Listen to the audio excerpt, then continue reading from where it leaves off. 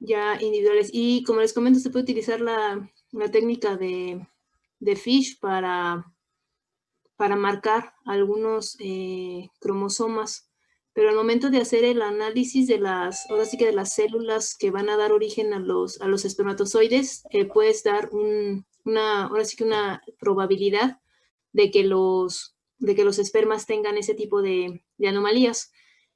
La otra, ya para detectar como tal la presencia de la triploidía, de la presencia de la triploidía como tal en el cigoto, es tomar una muestra de una de las células.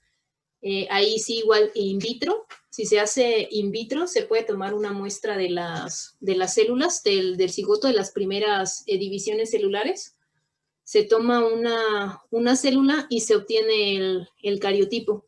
Y ahí se puede verificar si el cigoto es diploide o triploide, en este caso presenta triploidía, pero eso se tendría que hacer a nivel, ahora sí que in vitro.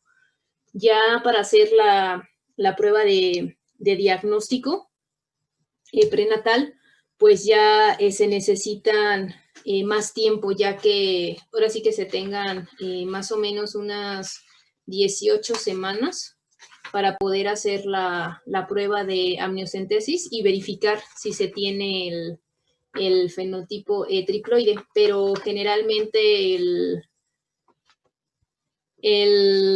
ahora sí que la presencia de esta triploidía no llega a esa semana. No llegan ahora sí que a darse hasta esa semana, sí, porque la amniocentesis se realiza aproximadamente entre la semana 12 y la semana 14. Y este tipo de anomalías se pierden antes de ese tiempo. Doctora, y por ejemplo, ya que se identificó que el espermatozoide está dañado o así, se realiza, bueno, se supondría que tendrían que matar como ese espermatozoide o algo así. Sí, ese espermatozoide se desecha, no se utilizaría en el caso, todo esto se hace in vitro, o sea, de forma natural no lo puedes saber, pero in vitro lo que se hace es que esos espermatozoides no se utilizan para la fertilización, se desechan. Ok, doctora, muchas gracias. De nada. Sí, se hace un conteo, igual se hace un conteo de esperma, se analizan las características del semen antes de proceder a la fecundación. Esto con la finalidad de que el cigoto que se obtenga esté ahora sí que en las mejores condiciones, en las condiciones óptimas, y que también se evite la presencia de estas enfermedades genéticas, este tipo de anomalías. Entonces se hacen con esa finalidad. Inclusive se puede analizar el cigoto, pero esos ya son estudios que ahora sí que se ponen a consideración de la persona, pero sí aumentan las probabilidades de que no se presenten este tipo de anomalías, porque ya estás seleccionando. Seleccionas tanto el óvulo como el esperma. Gracias, doctora. De nada. Y bueno, la siguiente anomalía numérica es la tetraploidía, de las más comunes, donde tenemos la presencia de 4 juegos de cromosomas. Una de las causas, pues aquí ya es a nivel del cigoto, donde se da un fallo en la división. Se da un fallo en la primera mitosis. Entonces, se da la multiplicación, es decir, se van a replicar los cromosomas, pero no va a haber separación. No va a haber la citocinesis, entonces no se van a separar las 2 células. Entonces nos van a generar células tetraploides. Vamos a tener 4 juegos de cada cromosoma. Entonces se va a dividir, se va a replicar el material genético, pero la célula no se va a dividir. Se va a llevar una mitosis, donde se dividen los cromosomas, donde se replica el material genético, pero no se divide la célula. Entonces nos van a quedar células tetraploides. Entonces aquí es en la primera célula del embrión, la primera que se forma, que se va a dividir. Entonces nos va a generar un juego, un tetraploide, 4 juegos de cromosomas, donde vamos a tener repetido pues 4 veces toda la información. Entonces, esta está presente entre el 6 y el 7% de los abortos espontáneos. Este tipo de anomalías no se tienen descritas, así que la incidencia es estimada ahora únicamente tomando en cuenta los casos que se han analizado. Muchas veces los abortos espontáneos no se analizan, no se llevan a cabo estos análisis para saber la causa. Entonces, esta incidencia puede ser mayor debido a esto, a que la mayoría de los abortos no se les hacen estas pruebas. Entonces, no se hacen estas pruebas para determinar el por qué se perdió y si se tenía alguna anomalía de este tipo, alguna anomalía cromosómica, que se tuviera una alteración en el número de cromosomas. Entonces, estos porcentajes pueden ser mayores, porque estos son los que se tienen registrados. Entonces, pueden ser mayores en estos casos, debido a que no se analizan los abortos espontáneos no se analizan en su totalidad en búsqueda de este tipo de anomalías estructurales. Entonces, esas son las causas de la tetraploidía. La otra causa que no es muy común es precisamente la que les comentaba, la fecundación de un esperma diploide con un óvulo diploide, que nos va a generar un cigoto tetraploide con 4 juegos, pero esa no es tan común, no es muy común, es más común esta causa, la de que el cigoto se replique su material genético, pero no se divida. Entonces, estas son las dos tipos de anomalías, en este caso de euploidías más comunes, las tetraploidías y las triploidías. Y la mayoría de ellas, pues ahora sí que son incompatibles con la vida. Entonces, vamos a ver ahora las aneuploidías, que son más comunes. Hay una mayor incidencia de este tipo de anomalías, las aneuploidías, que son de las más comunes. Aquí, recordando, pues aquí vamos a tener juegos de cromosomas, o más bien cromosomas individuales, ya sea repetidos o que nos falte algún cromosoma. Entonces, son las más comunes y son las que tienen una mayor importancia clínica, las aneuploidías. Estas aneuploidías se dan tanto en los autosomas, que son los pares del 1 al 22, como en los cromosomas sexuales. También vamos a tener aneuploidías en los cromosomas sexuales, ya sea en el X o en el Y. Y en los autosomas, pues vamos a tenerlos desde el par 1 hasta el 22. Cualquiera de esos cromosomas puede sufrir este tipo de anomalías numéricas. Entonces, ¿por qué se causan, ahora sí, cuál es la causa de estas anomalías numéricas, las aneuploidías? Estas se ocasionan por un fallo en la segregación de los cromosomas, ya sea en la meiosis 1 o en la meiosis 2. Es una no disyunción, no se van a separar de forma correcta. Es una falta de disyunción durante la meiosis, un fallo en la separación de los cromosomas y de las cromátidas. ¿Cree que pueda volver a repetir eso? Las causas de las aneuploidías es por una división, en este caso un error que se comete durante la meiosis. Es un fallo en la segregación, en la separación normal de los cromosomas. Tanto en la meiosis 1 como en la meiosis 2. Entonces, vamos a tener precisamente una segregación incorrecta de los cromosomas durante la división celular, en este caso durante la gametogénesis, cuando se da la formación de los gametos. Entonces, aquí es donde ahora sí que en la formación de los gametos es donde se ocurren este tipo de errores, y lo que nos va a ocasionar es la aparición de un cigoto que tenga aneuploidías, que tenga un error en el número de cromosomas. Entonces, esta es la división normal. Tenemos la célula, duplica su material genético, y al momento de que se divide, pues cada célula va a recibir un cromosoma. En este caso es un cromosoma individual, solamente es por ejemplo, tenemos el cromosoma 6, por ejemplo, que se está dividiendo, tenemos 2 pares de cromosomas, cada cromosoma 6. Entonces se divide y cada célula tiene un cromosoma 6. Al momento de que se da la formación de los gametos, este cromosoma se va a dividir para tener nuestros gametos monosómicos, es decir, una sola copia del cromosoma.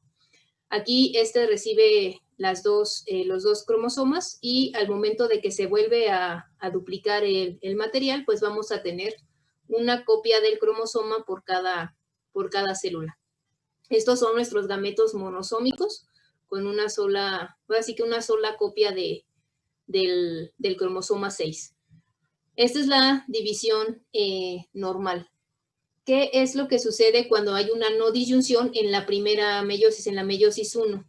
Una no disyunción en la meiosis 1 significa que los dos cromosomas no se segregan a cada célula, sino que una célula se queda con los dos cromosomas. Entonces, al momento de que estos cromosomas se dividen para formar las otras dos, ahora sí que se segregan para generar las otras dos células, esta célula se divide en dos, cada célula va a recibir dos juegos del cromosoma. Entonces, nos va a generar gametos disómicos. Y la otra célula que no recibió el cromosoma, aquí no quiere decir que no tenga cromosomas, sino que no tiene el cromosoma 6. Entonces, aquí esta célula no tiene el cromosoma 6, tiene todos los demás, pero le falta el cromosoma 6. Entonces, al momento de que se divide, los gametos que nos va a generar, pues son nulisómicos, no tiene el cromosoma 6. Es nulisómico para el cromosoma 6. Aquí estamos hablando de cromosomas individuales. Entonces, vean, la no disyunción en la meiosis 1 nos genera dos gametos disómicos y dos gametos nulisómicos, es decir, dos gametos que les falta el cromosoma 6 y dos gametos que lo tienen doble, que lo tienen repetido. ¿Qué es lo que sucede cuando se da el error? Sucede en la meiosis 2, cuando se da una no disyunción, una separación anormal en la meiosis 2.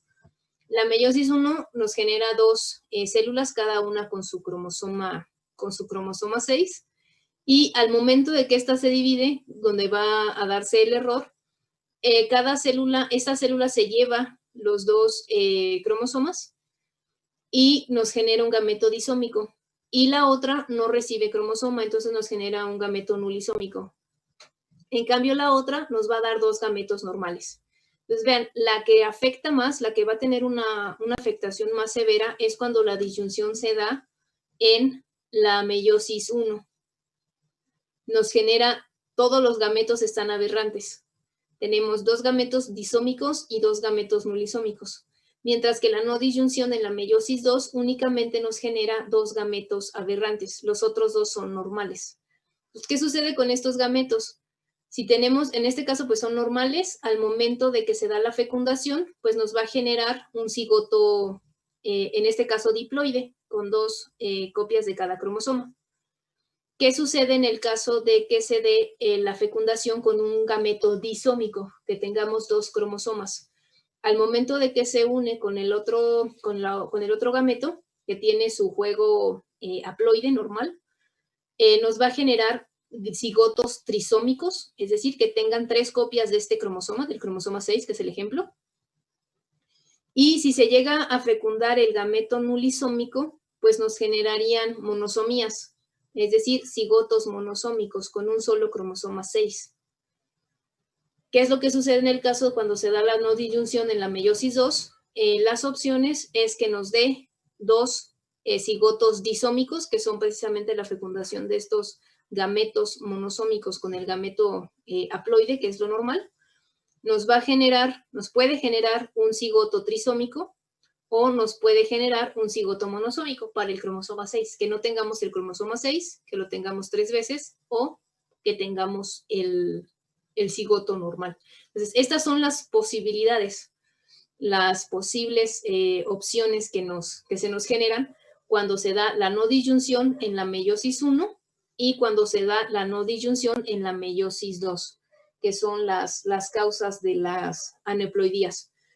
Y puede darse tanto en la meiosis 1 como en la meiosis 2. Y vean los efectos que tiene. Entonces, el efecto ahora sí que las consecuencias son diferentes dependiendo en qué etapa se cometa, si en la meiosis 1 o en la meiosis 2, siendo la meiosis 1 la que un efecto más severo va a tener. Entonces, esas son las causas de las aneuploidías y puede suceder para cualquier cromosoma, para cualquiera de los autosomas del 1 al 22 o también para los cromosomas sexuales. Y bueno, las trisomías más comunes, las que son más comunes más que nada porque son compatibles con la vida, que son, ahora sí que son compatibles con la supervivencia, es la trisomía del cromosoma 21, que es el síndrome de Down, la trisomía del cromosoma 18, que es el síndrome de Edward, y la trisomía 13, que en el cromosoma 13, que es el síndrome de Patau. Son de las trisomías que mayor compatibilidad con la vida tienen. Es decir, que tienen un mayor porcentaje de supervivencia en comparación con las trisomías de otros cromosomas. Estas son las que mayor supervivencia tienen. No quiere decir que sean las únicas que existen, pero son las que mayor tasa de supervivencia tienen estas trisomías. Algunas de las trisomías de otros autosomas sí llegan ahora sí que sí logran sobrevivir, pero es porque son mosaicos. Tienen líneas celulares que tienen el genotipo normal, el número de cromosomas normales, y células que presentan la aneuploidía, la anomalía numérica. ¿Alguna pregunta hasta aquí?